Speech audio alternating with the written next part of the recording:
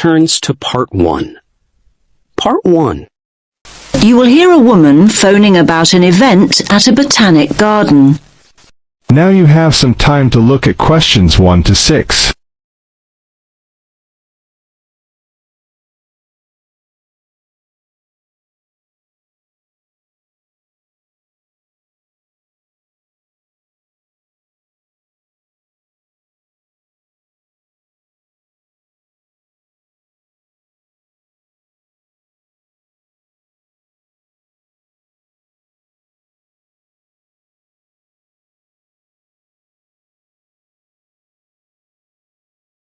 Listen carefully to the first part of the conversation and answer questions 1 to 6. Good morning, you're through to the treehouse at the Botanic Garden. How can I help? Oh, hello. I'd like to book a place on the, Japanese floral art workshop. Ah, yes. Do you mean our workshop on the 16th? No, it's on the 6th. Saturday the 6th. Ah, yes. Got it up here on screen now. Japanese Floral Art Workshop. That's great. You're just in time. We're nearly full.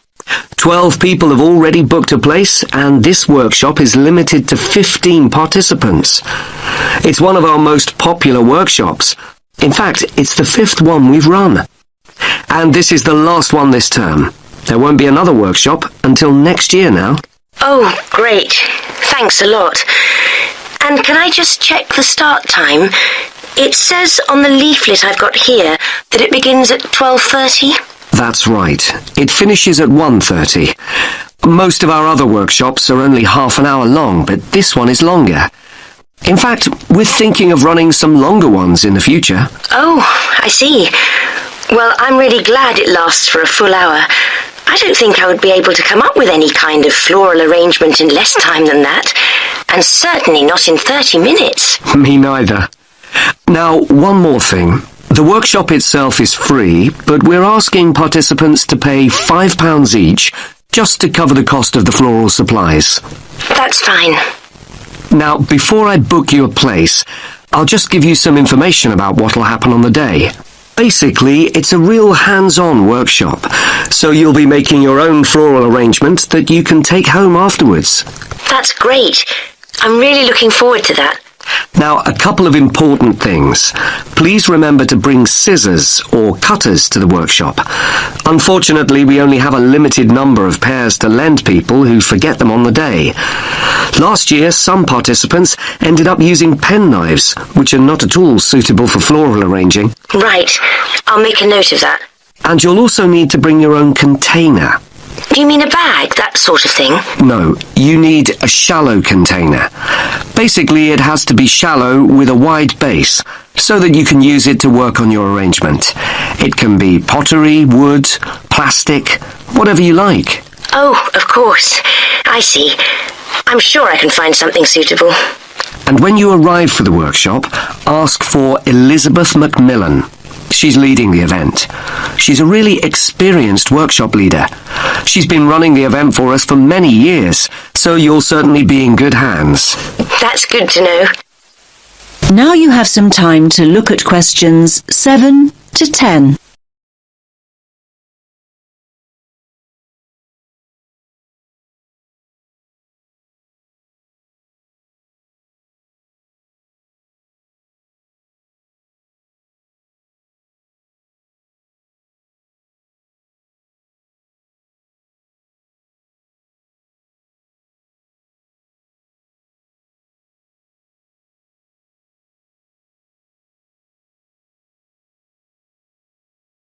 Now listen to the next part of the conversation and answer questions 7 to 10. Now, I'll just take your details for the booking form. Can I have your first name? Yes, it's Lubna. Lubna. Can you spell that for me? Lubna. And your surname? Awan. Is that A-W-A-M? No, it's an N at the end. Thank you. And a contact number, just in case we need to get in touch with you before the workshop. Yes, it's 0759 830 5321. Thanks. That's all the information we need. So that's you booked in. Oh, actually, just one more thing. Would you like to be on our mailing list? This means that we can send you information about future events and workshops. All we need is your email address. Yes, that's great. My email address is lawan25@yahoo.com. Okay, I'll just read that back. LAWAN25@yahoo.com. Yes, that's correct. Okay, I'll pop all your details on the system and we'll see you at the workshop next weekend. Thanks a lot for your help. Bye. That is the end of section 1. You now have half a minute to check your answers.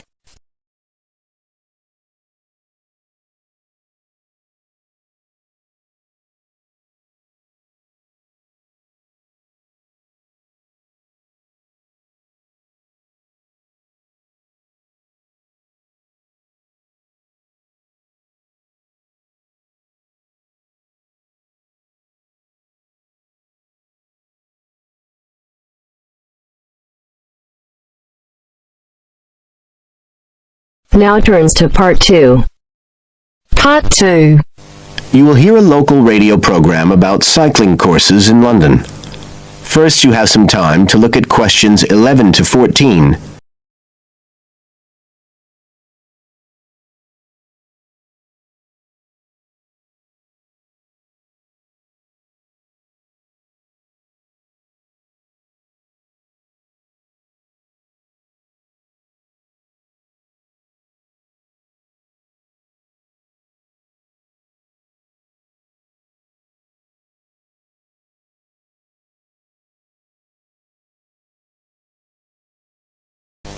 Now listen carefully and answer questions 11 to 14.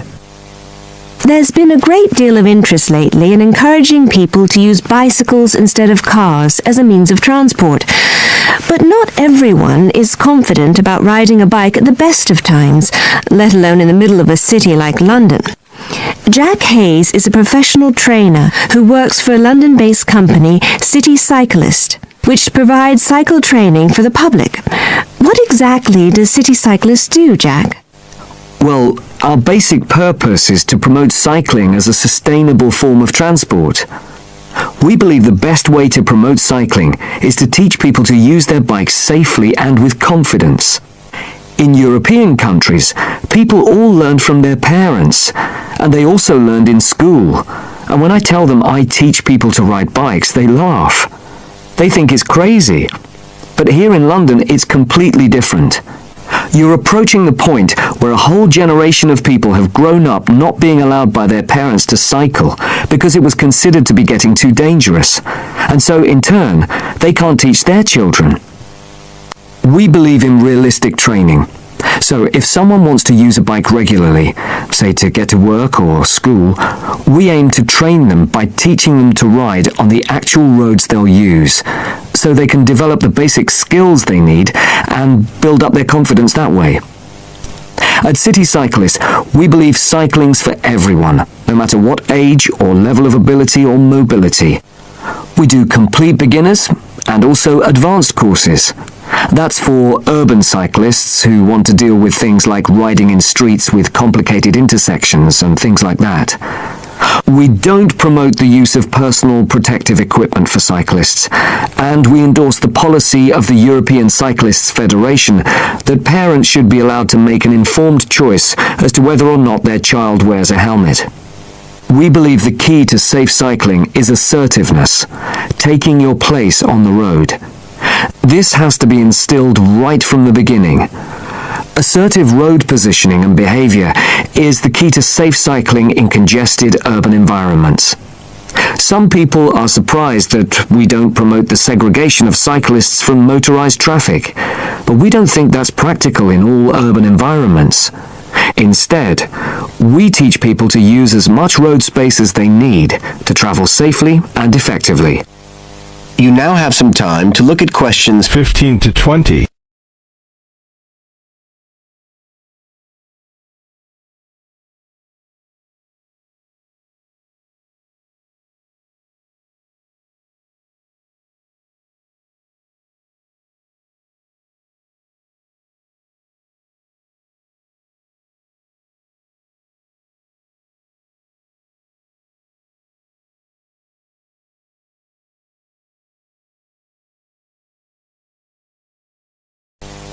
Now listen and answer questions 15 to 20.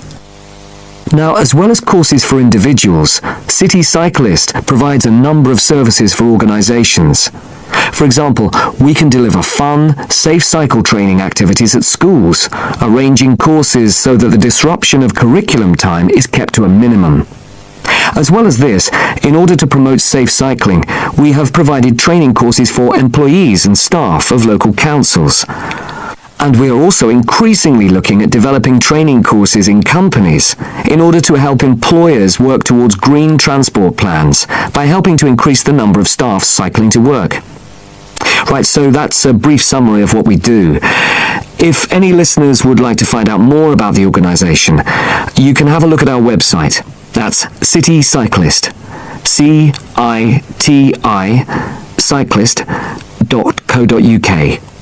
And in order to book lessons, you can either phone us on 020 7562 4028 or do it online. There's an application form on our website, and you can just download that and send it in. We charge £27.50 per hour for one-to-one lessons, plus £6 for each extra person. So you're looking at just £39.50 for a family of 3, say. If you've never been on a bike in your life before, we reckon we can get you riding in 1 hour, and for most people a course of road training usually takes 3 hours. But whether you're a parent or a child, an individual or an institution, we'll be happy to discuss your special needs and make a program just for you. That is the end of part 2. You now have half a minute to check your answers.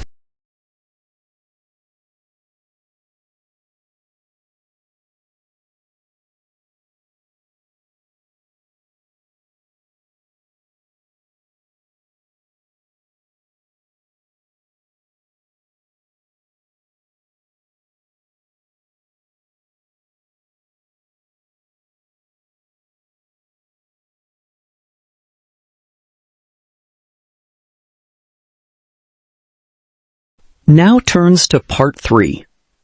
Part 3. You will hear a conversation between a university lecturer and 2 students. Now look at the questions 21 to 25.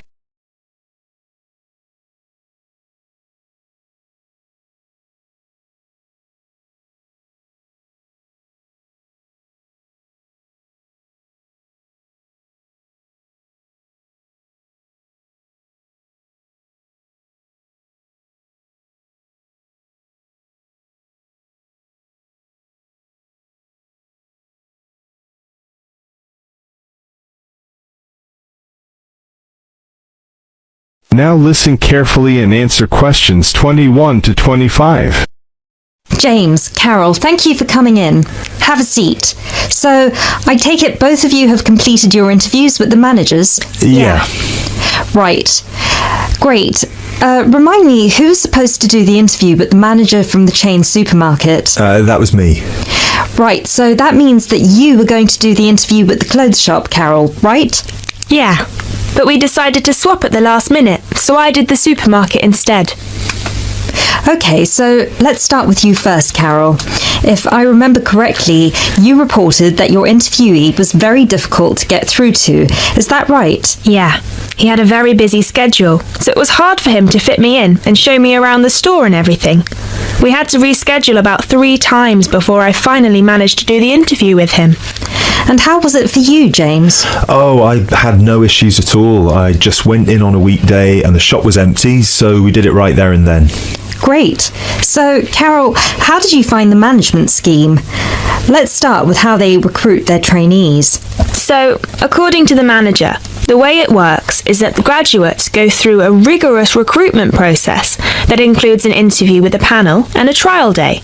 Then they have to go through a probationary period of 3 months, and if their performance is satisfactory during those 3 months, they're offered a place in the scheme. And yours, James? Well, it's quite similar to Carol's, actually. The only differences are that they're on probation for 6 months, and there are 3 individual interviews instead of a panel. Oh, and you don't need to be a graduate. Sometimes they recruit people internally for the scheme if their performance suggests they could be a good fit for it. Okay. Now you have some time to look at questions 26 to 30.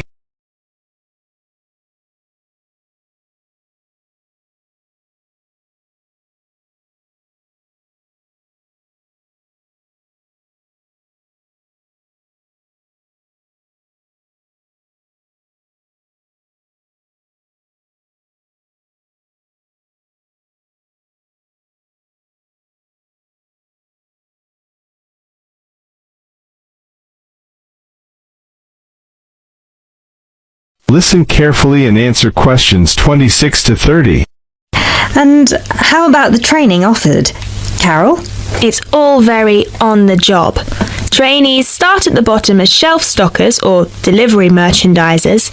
Then they slowly move up the ranks by becoming cashiers, shift supervisors, assistant managers, and finally managers. It's actually very similar to what any employee would have to go through if they wanted to become managers. The only difference is the timescale. The whole process would normally take more than 5 years, but in the scheme, they cram it down to 3. Right. James? Well, again, very similar to Carol's. The only thing is that there's also plenty of external training involved. People on the management scheme are sent abroad for 6 months, usually to Italy or France, to witness firsthand the production of a new season's collection. So they spend some time with the designers and they tour the factories where the clothes are produced. They also receive training on management skills through college courses paid for by the company. And how long would it normally take someone on the scheme to become managers? It depends on their performance, but normally about 2 years. There's also the part-time option, though, which would take about 4. Oh, no, sorry, 5, because their probation period is a year instead of 6 months. Great. So, what was your overall impression of the scheme from your interviews with the managers? Well, the manager I spoke to was very friendly and incredibly knowledgeable. He had been through the scheme himself, and he attested to its efficiency and helpfulness. The only criticism I'd have is what James said. In their company, there's almost no external training involved, and I think it would be useful to send graduates to courses at further education colleges to improve their general knowledge and understanding of management skills. But overall, yes, very positive. Great. And you, James? The same as Carol. The manager I spoke to was incredibly friendly and eager to promote her scheme. She hadn't actually gone through it herself, but she was very involved in the process, both in training and in recruitment. She's actually one of the 3 people who do the interviews for the new trainees. And I really like the structure with the classes at college. I think that's very useful, and it improves the trainees' chances of getting another job eventually, should they decide to leave the company in the future. The only thing I have to say against it is that 2 years is too short in my opinion. It should really be closer to 3 years, as I imagine the trainees would get exhausted fairly quickly with all this information fired at them in such a short span of time. Thank you both. So now you know you need to compare your 2 interviews and decide which scheme would be most beneficial to someone from a disadvantaged background, especially those who... That is the end of section 3. You now have half a minute to check your answer.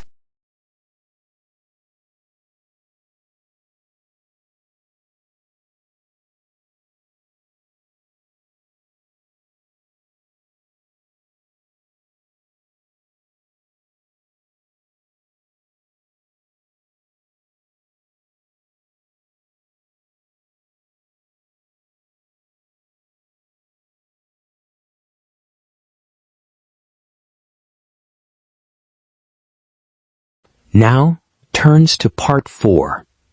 Part 4. You will hear a talk on research in the Indian Ocean. Now look at the questions 31 to 35.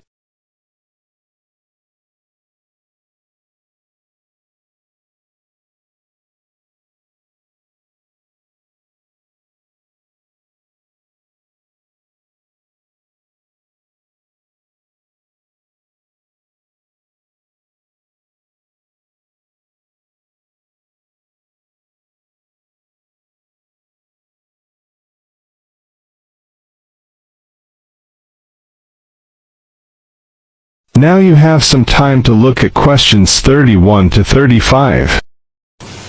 In this, the first lecture in our series on the changing face of the oceans of the world, we are going to look at the Indian Ocean, into which the Oceanography Department at the Institute here in Australia has been doing pioneering research over the past 5 years.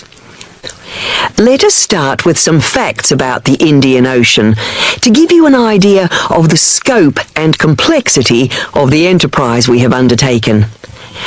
As you can see from the diagrams here on the screen, showing the relative size of the planet's 5 oceans, the Indian Ocean comes third after the Pacific and Atlantic Oceans, but is larger than the Southern Ocean and the Arctic Ocean.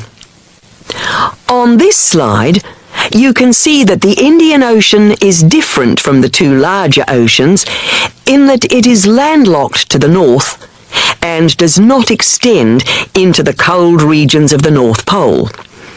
Covering some 73,440,000 square kilometres, the ocean constitutes approximately 1/7 of the Earth's surface and about 20% of the world's total ocean area.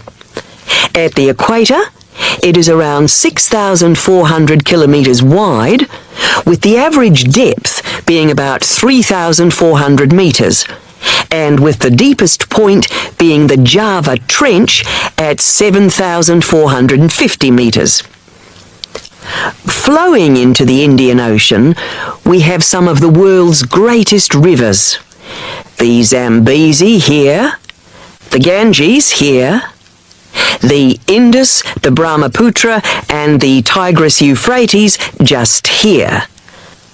The 2 largest islands in the Indian Ocean, Madagascar, here off the coast of Africa, and Sri Lanka, here off the southern tip of India, are structurally parts of the continents of Africa and Asia, while islands like the Seychelles are exposed tops of submerged ridges.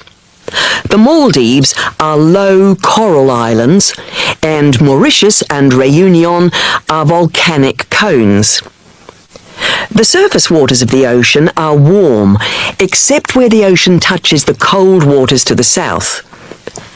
A network of scientists, mainly oceanographers and meteorologists from around the world, are monitoring changes in the ocean's temperature and acidity, especially where it meets the Southern Ocean, in order to see how global warming is having an effect on the waters there. An assessment is also being carried out on how this is impacting on low-lying habitats and peoples in the more populated coastal regions around the rim of the ocean. In the warmer north, islands are vulnerable to even the subtlest changes in sea levels and tides, so they are being closely watched.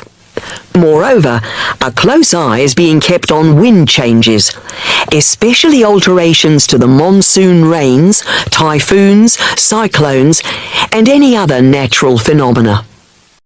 Now you have some time to look at questions 36 to 40.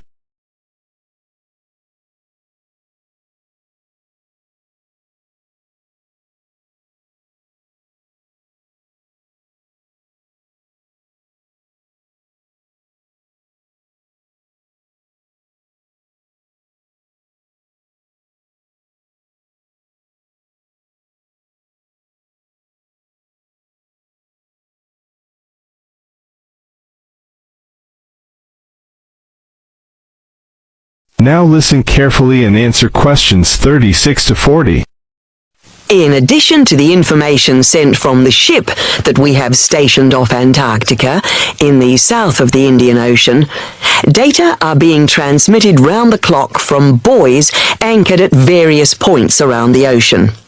5 of these buoys are observing ice packs and icebergs coming into the Indian Ocean from Antarctica. Besides the buoys, data on cloud cover and wind and temperature change are received by satellite. Satellite images are also being used to record the size of the icebergs from the moment they break off from Antarctica.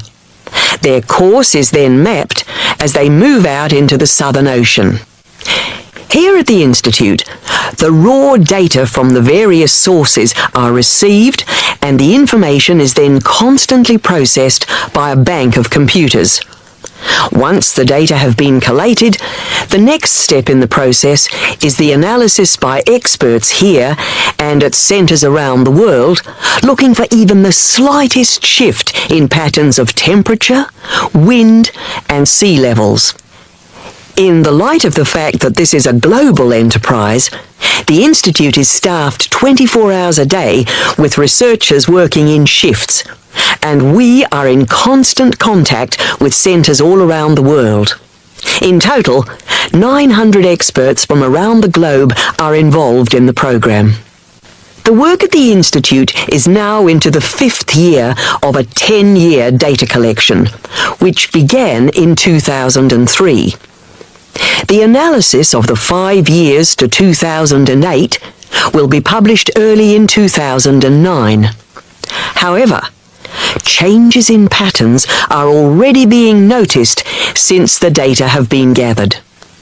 That is the end of section 4. You now have half a minute to check your answers.